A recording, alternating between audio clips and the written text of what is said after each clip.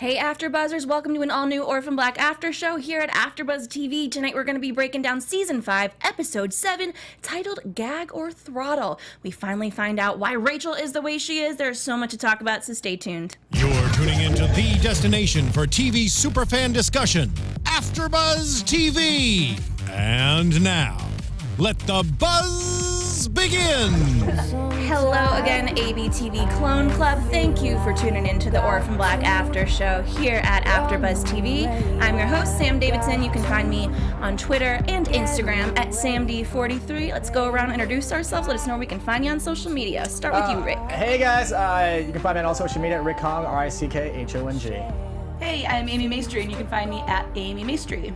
I'm Kelly McInerney. You can find me on Twitter and Instagram at HollyWeirdo. And Matt is not here this week. He will be back. We love him. We miss him. We have the amazing Amy coming in, so we really appreciate it. We all love this show. It's gonna be a really fun after show. Amy and I host the SNL podcast in the fall. Yeah, so, back at it. Back at it. Well, overall, guys, this was a very, very exciting episode. What were your thoughts and feelings about it? I mean, yeah, we're like past the halfway mark, so it's got to pick up. You know, it's got to pick up and start getting there because there's only a few more episodes left. Mm-hmm. Yeah, it's my favorite episode so far, for sure. There's a lot of payoff in this one. They've been building so much, and you knew something big was coming. And I think this was the first time where you're just like jaw drop moment, jaw drop moment. Yeah. I shrieked at the end.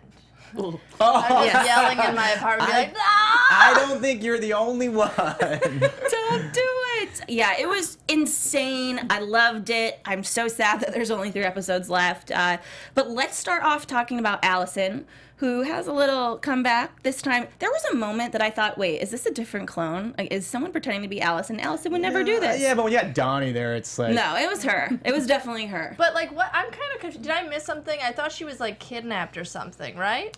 She wanted to see that's kind of been the issue of this season in terms of like where they've been doing the episodes. She just kind of wanted to go take a sabbatical, and that's what they've been doing for like each clone. It's like I'm gonna go take a sabbatical. I'm gonna be gone for a couple episodes, and then I'm back. And that's my only complaint about this season is that that's what they've been doing for each one to kind of move the storyline along. Focus on different clones. So no, it wasn't that she was kidnapped. Yeah, she just was like, maybe she had like a meltdown or something, and then she decided to go on a sabbatical. But didn't somebody grab her and put her in a van?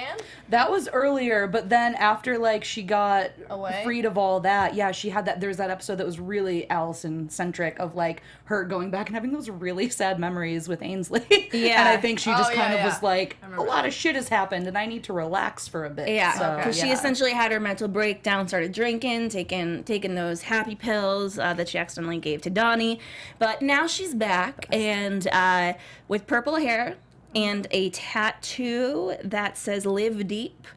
Donnie thought it was liver deep. She was very upset. But I'm not sure what they're doing with Alison right now. I'm kind of confused. Yeah. But I'm assuming that she's going to continue to play a pivotal role and something big will happen. But her purpose to me is still up in the air. And, she's trying to change who she is. Now she's this new person. TBD. Like, I think we're going to figure out more about what's happening with her. It's like that thing. It's like when you go to...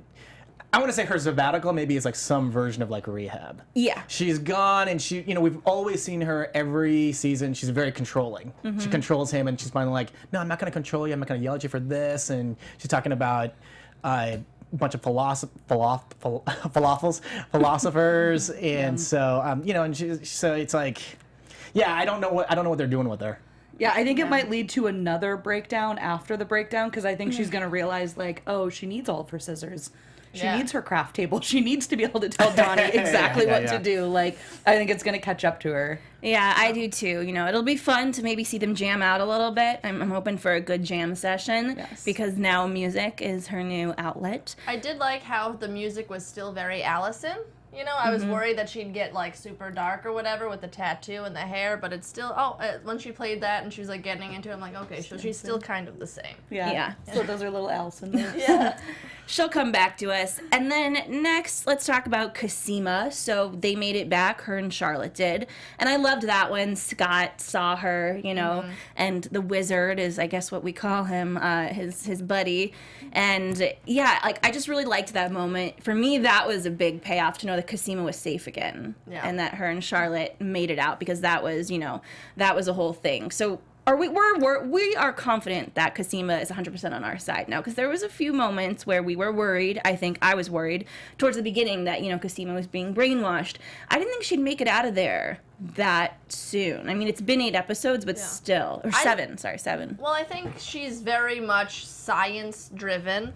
So she looks at the science behind things like, okay, I understand why you're doing this, but she knows what's good and bad, you know? Whereas I feel like Rachel is very sciencey too, but she is way more selfish than Cosima. So I think that's why she's not as easily brainwashed and stuff. Yeah, exactly. And, you know, Cosima calls Sarah and Mrs. S saying there's not a lot of time left. They're going to harvest her eggs, and it's super, I mean, that entire thing, which we'll get into in a little bit when we talk about Rachel, but it's so upsetting that they all know that this is happening again, and there's just not much they can do about it. What did you guys think about? Personally, I loved the phone calls with Alison and Cosima and Sarah. Like, I love how they all video chat, because it excites me that it's just the same person. I also love that she was wearing a towel on her head, Alison. So we waited for Donnie to be the big reveal versus on that. Yeah. I just realized that. She didn't want to, you know, I guess alarm them from her purple hair. I feel like she was just getting out of the shower. Like, I don't think she thought about it, just like how she didn't think about it with Donnie. Yeah, I guess so. But, that's true, yeah. Well, so we also have a lot of research that's going on. We're trying to figure out who P.T. Westmoreland really was. And, you know, they're scrolling, and they figured it out. His name is Mr. John Patrick Matheson.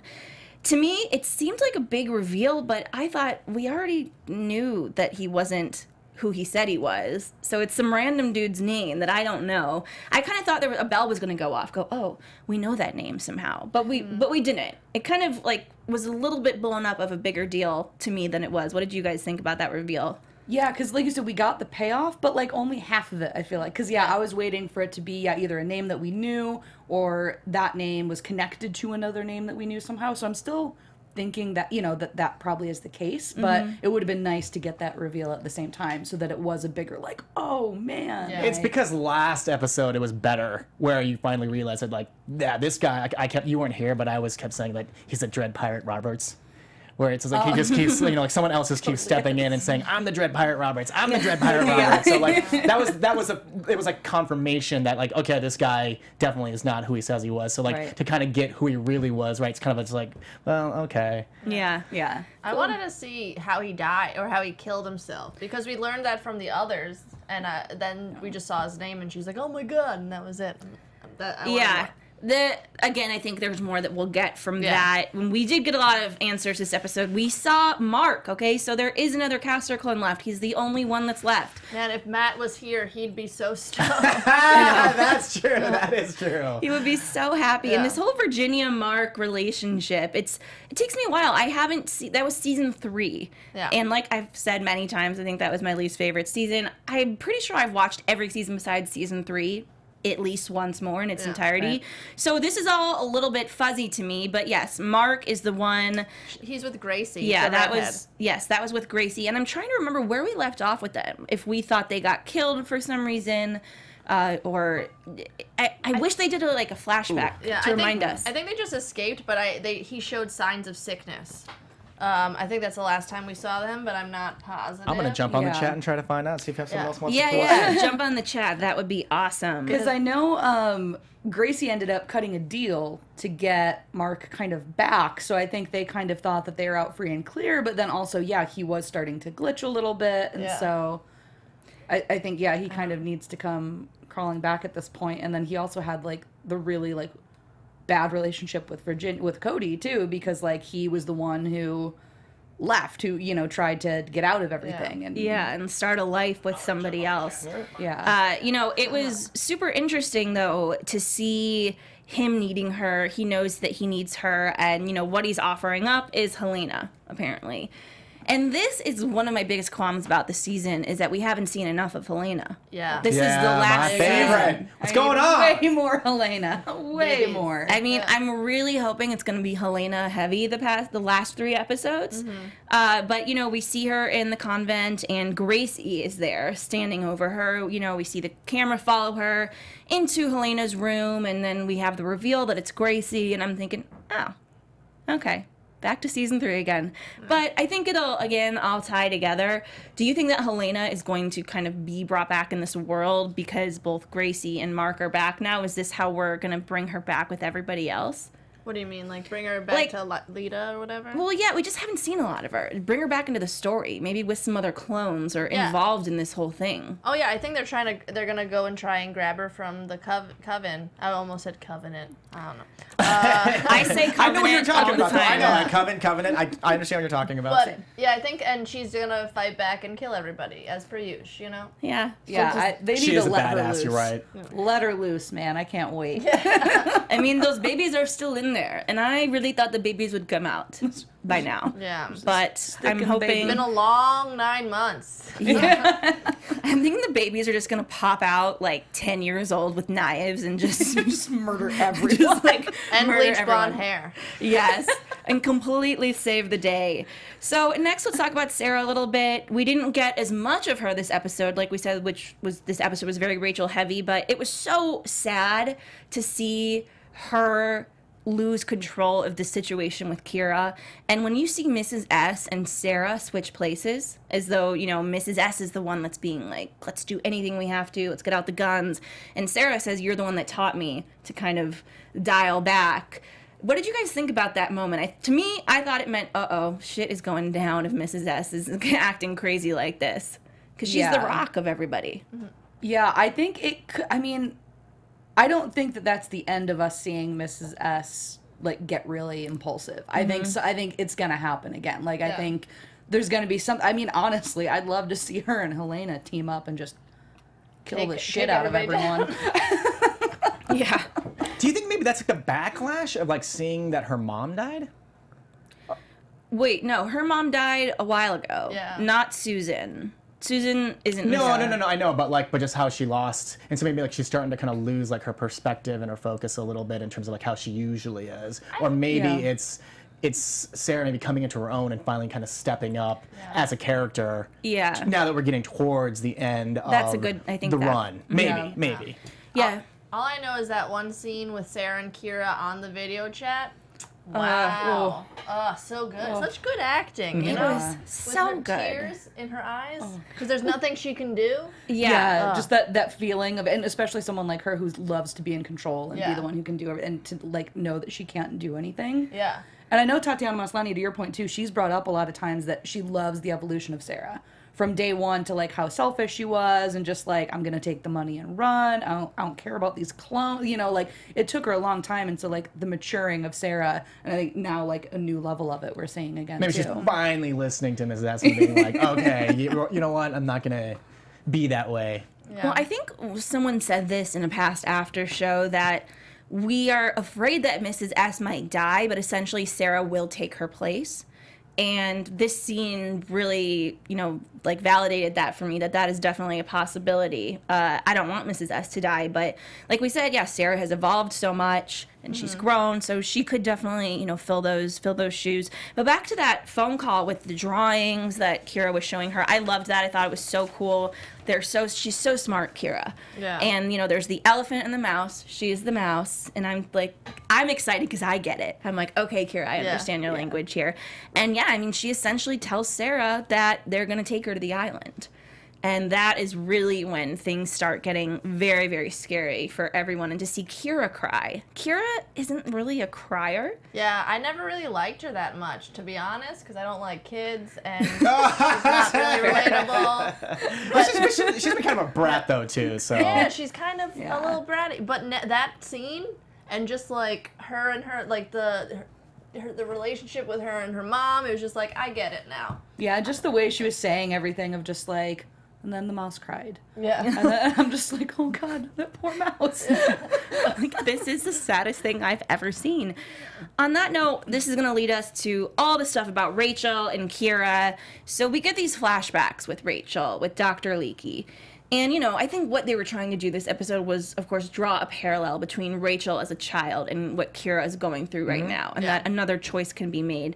What did you guys think of these flashbacks? Did you think that Rachel seemed a little softer? She still wasn't super friendly. But do you think, because, I mean, they had the longer hair on her. She killed somebody. She was not nicer or softer at all. No? Yeah. I guess that's just how she became who she was. Yeah. Just those were the first steps, I guess. Yeah, I think it's really interesting to see this because we do get a better understanding. Like, we always knew, like, yeah, she was raised by the science of everything, but, like, to really see her as, like, a little kid being like, this is why we have barcodes, basically. And, like, to have to understand that at such a young age and then be pushed into this world and always be trying to push further and, like she said, I took initiative. I killed someone. Like, well, I had to pause and like move my head to realize that, you know, that was another clone, right? Yeah, with the blue hair and like the mohawkish or whatever. Yeah. Mm-hmm.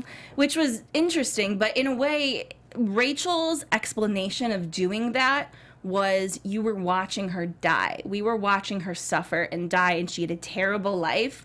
And in a way, I did her a favor and I did me a favor because now I'm going to help figure out what's going on here. And again, this gives us some insight into who Rachel is as a person, as a character. She's that kind of villain that I think at the end of the day thinks most of the time she's doing the right thing. Like when she killed that clone. Yeah, she's very much like Evie Cho from last season, where she's like the greater good or whatever, you know, for science. But actually, she's kind of a sociopath, I feel like. Jack Kevorkian. But it shows that she, like, that after being constantly disappointed by, like, and just treated like an object, you can't just be treated like an object forever. You're gonna eventually break. So I think it was good to see how her, like, we understand her more now. Yeah. I don't like, she's not my favorite clone, but like I get it. I get why you're a terrible person, you know. Yeah. I thought the kind of like father figure through line was interesting too. That like first it was kind of like Leaky, like she always looked at him. She talked about that too, yeah. Yeah, and then like now it's PT, who's not actually, you know, PT, but like it's like she always has that like father figure that she thinks is doing issues. Right by them. Yeah, and she is just and parents issues in general, because like Susan never what did she say, never believed in her. Yeah, that's what she said. So constant mommy issues too. Yeah, I mean, she's bound to be messed up, so... Yeah. And we all knew that she had a pretty messed up life to start with, and she was literally an experiment, and that's what she lived. Most of the other clones, they didn't know, you know, they were experiments for a very long time. Yeah, because, I mean, they addressed her by her name, but then it's like, here's your number, too. Yeah. And then same thing, and then when she's talking about somebody else, it's like, there's their name, and then there's their number. Yeah. So it makes you feel more like I'm not a person. And she's constantly lied to. Like, she signed an emancipation thing that she's not going to be that number anymore. And then they just lied to her. Yeah. It's just because she sees it on the screen that she's still that barcode. Yeah. And I mean, that moment between her and PT that we saw, which was a little bit of it was a flashback to not that long ago when he, you know, gave her the emancipation and all of that. But we see all of these flashbacks before that from much long ago, and we understand why somebody would want to sign that, of course, after having been under that much scrutiny and raised that way. Yeah. I think a lot of people would do it. But also, that's all she knows. So that's why she continued working there and trying, because she wants to find the cure, I think. That's her main thing, is to find the cure and create a better humanity, I guess. Yeah, because again, she does always think that she is actually doing the right thing. She genuinely does believe it all the time. Yeah. So. Yeah, she just wasn't socialized right. You know, they talk about that with kids these days too. It's like, you know, if you're in school, like how, you know, play dates and all that crap. I mean, clearly, she's just, it's always just like guys in like lab rat suits walking in, and so. And I mean, that leads to the relationship that's developing between her and Kira. And there were so many good scenes between the two of those, because at the beginning of the episode, Rachel, you could tell, her heart was open to Kira. And then when PT tells her they're sending her to the island, you're getting too attached to this girl, she really starts detaching herself from Kira. What did you guys think about the friendship bracelet? I thought that the friendship bracelet that Kira gave her was something that I think it was just a friendship bracelet to kind of get her on her good side. But at first I thought, oh, is it some device that Sarah gave her to track her? But it wasn't, is what I think. I think it was just like a thing for her to be like, I think Kira knows what she's doing to like kind of make her be more emotional and care about her by like showing that she considers her a friend, kind of makes her like Rachel kind of develop feelings and stuff. Just like how Kira was like, who hurt you or something. Yeah. That was like, whoa. Who hurt you? All of them. It's almost like reverse Stockholm Syndrome. It really is. Yeah. Even though she's a prisoner, she's like playing psychology on the, you know. She's crushing it this episode. Like she said in the last episode, and she was like, I'll hustle Rachel if I have to. And I was like, you hustle her with a friendship bracelet. That's how children hustle. Hey, I made you a bracelet. Want my friendship bracelet? I mean, makes total sense. Kira is such a badass. But continuing on Rachel's demise this episode, you know, we aren't sure why this entire time why she's so evil. And yes, we figure it out. But this episode specifically, when she finds out, so she finds out that PT wasn't really PT, but she knew that. Yeah. My question is, why was she okay with all of this if she knew that? Is it her daddy issues that she just literally needs a father figure and he offered that to her? It's still that consistent trait that she has. It's about the science. It's about the overall picture, not the small little details. Yeah. And I think that's probably why. It's like she don't care. It's like she didn't really have real parents. So who cares who steps in? Just like, sure, you know, that's fine. Just as long as we're trying to get to the goal, I don't care. I'm sure you could bring like a third, fourth guy in, and it'd be the same issue, maybe. Yeah. And the parent issues too. Like he was even saying, he's like, Susan didn't have what it takes. You do. Her hearing that is immediately like calling her daughter too. So she just immediately would follow him. Yeah, of course. Exactly. I mean, I'm thinking that she just needed a father figure, but what really broke her was when she was at PT's mansion on the island and she picked up that iPad-looking thing. Oh. And I was confused. Honestly, I had to ask Amy before we started. I go, okay, let me just clarify. So that was how she realized that her eye that got put in her by PT, this is a watching device.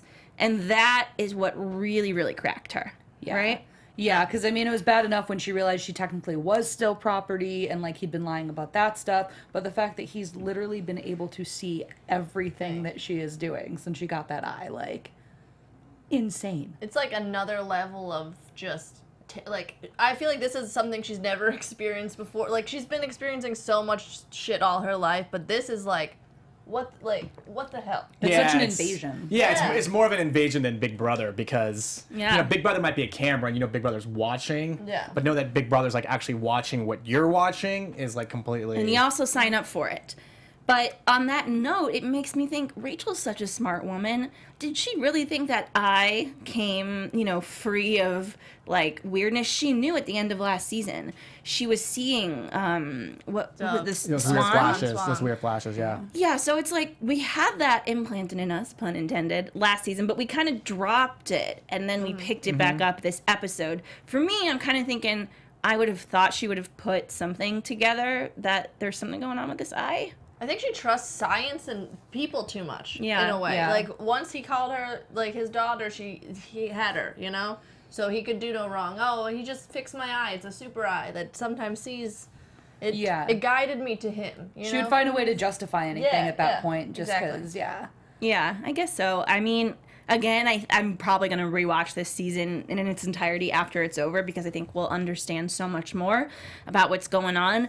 Before we get into, you know, what ends up happening in the last 15 minutes of the episode, I also wanted to bring up Rachel and Virginia. They had never met before, which is one of those things kind of odd. You'd think they would have met, but then you think, oh, wait, you know, she just met other clones. It's different. Their interaction to me was bizarre just because they referenced a flashback of Rachel getting a biopsy and the same biopsy Virginia gives her, and then she just needs a moment. And I think maybe this is the moment where she starts putting these pieces together, but I'm still not sure what those biopsies exactly have in common, or like what they did in the scheme of things. Do you guys have any insight on that? Just checking to see, I guess, if her ovaries and stuff are good. I guess. I would assume. Yeah, because I know that was like early on, like that was something that they brought Sarah in to do a few different times too. So, yeah, I think just for that, and then the purpose of seeing those flashbacks. Yeah. For her to kind of while she's in this like weird evolution of like figuring everything out, to see those flashbacks helped right now too. What do you think, Rick? I mean, I agree that it's more of a like the whole ovary. You know, just like how are your ovaries? Because like the clones have always had those issues with the eggs and all that. So like just maybe that's like why that's kind of in there. Yeah. I also think she needed a moment because she did see her barcode right before she's having that, so that she's like, oh. I thought she was gonna steal something or do something when she needed that moment, but instead she just cleaned her cooch. Well, something that you'd want privacy for that part. Yeah, I guess so.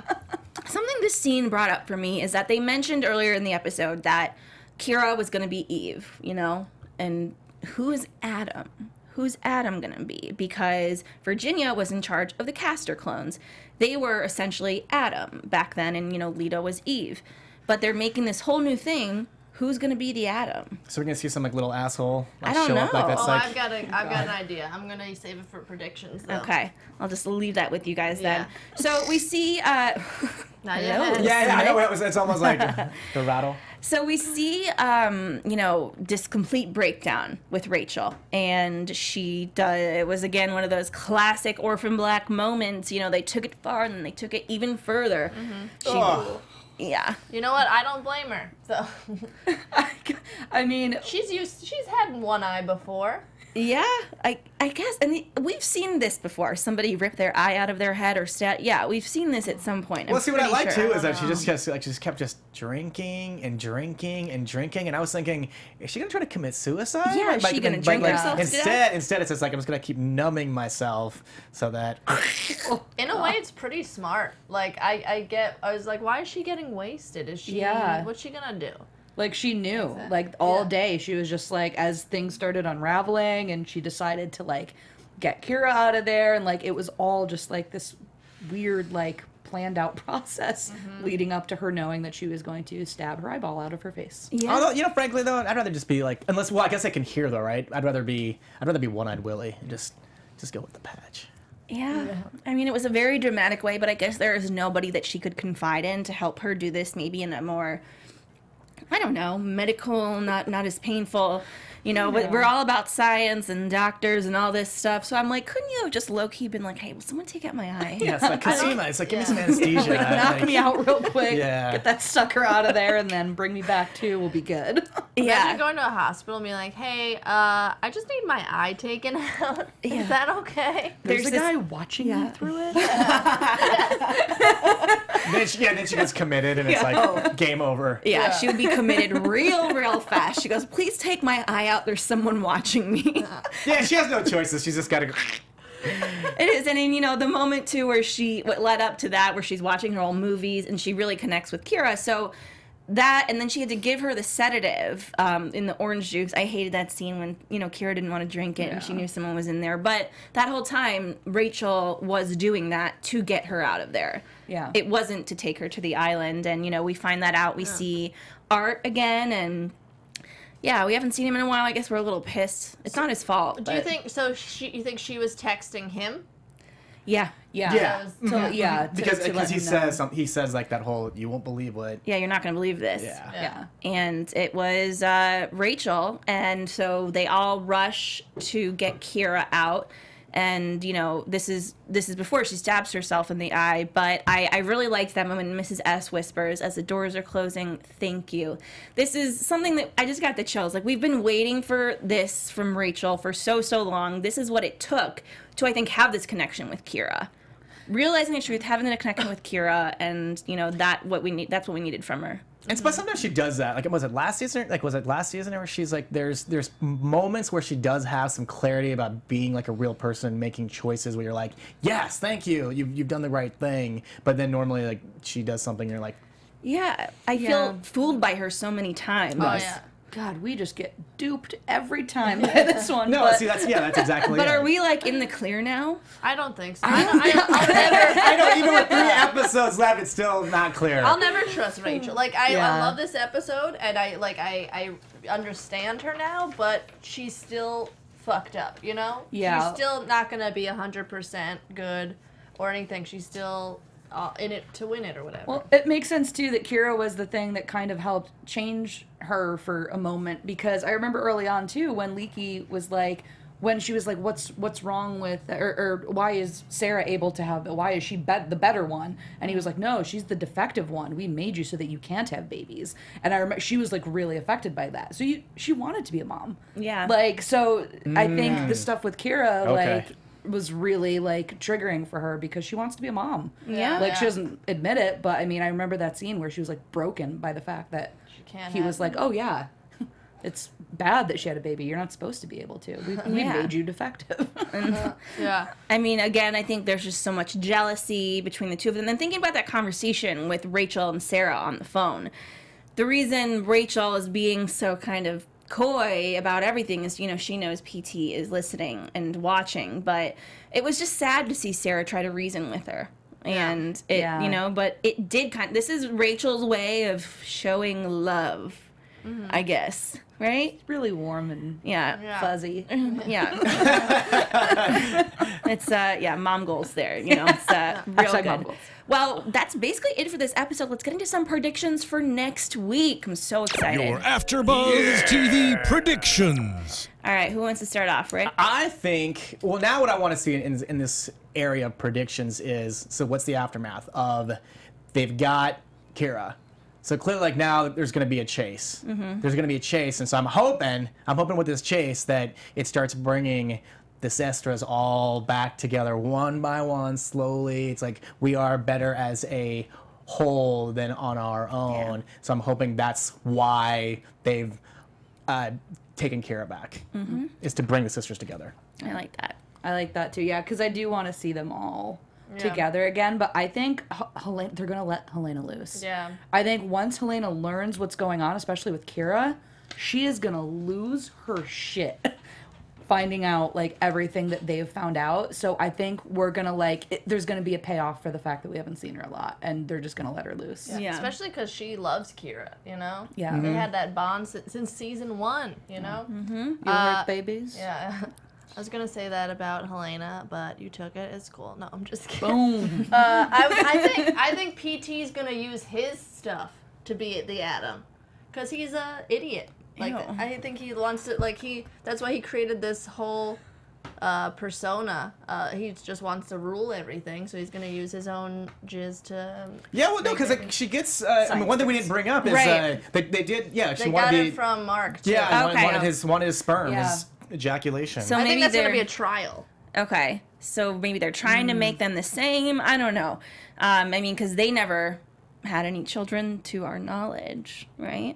Oh, the boys? Yeah, the caster Yeah. clones. So from the scenes from next week that I saw, there is going to be a big celebration that's going to bring everyone together. It looks like Felix's art show. And I think that history might repeat itself like it did for, say it for me, Kelly, because, you know, I can't... Helsinki, guys. Helsinki. So from what I remember, it's like they killed a bunch of clones. I think it was a bomb. So having everybody together again, I'm afraid that is going to happen or something very, very similar. And we're going to lose a good amount of people next week. And I think people from the cast were even tweeting, we can't even talk about next week. It's so insane. Yeah. Yeah, on their Instagram feed, and Orphan Black put it was like, we can't even post anything because there's so much happening next week. Like, we don't want to give any of it away. I mean, there's 3 episodes left. We see them celebrating, and you go, oh, no, too soon, guys, too soon. There's a couple episodes left. Don't do that yet. You're going to get murdered. On that note, guys, we would love to hear your thoughts. Rate, review, subscribe. We really love chatting with you about this show. One more time, everyone, where can they find you on social media? You guys can find me on all social media at Rick Hong, RICKHONG. You can find me at Amy Maestri. And I'm Kelly McInerney. You can find me on Twitter and Instagram at HollyWeirdo. And you guys can find me, Sam Davidson, at Sam Davidson Entertainment on Twitter and Instagram at SamD43. Thank you for tuning in. We will see you next week. Next week. Bye. Bye. From executive producers Maria Menounos, Kevin Undergaro, Phil Svitek, and the entire AfterBuzz TV staff, we would like to thank you for listening to the AfterBuzz TV network. To watch or listen to other after shows and post comments or questions, be sure to visit AfterBuzzTV.com. I'm Sir Richard Wentworth, and this has been a presentation of AfterBuzz TV. Clone you later. The views expressed herein are those of the hosts only and do not necessarily reflect the views of AfterBuzz TV or its owners or principals.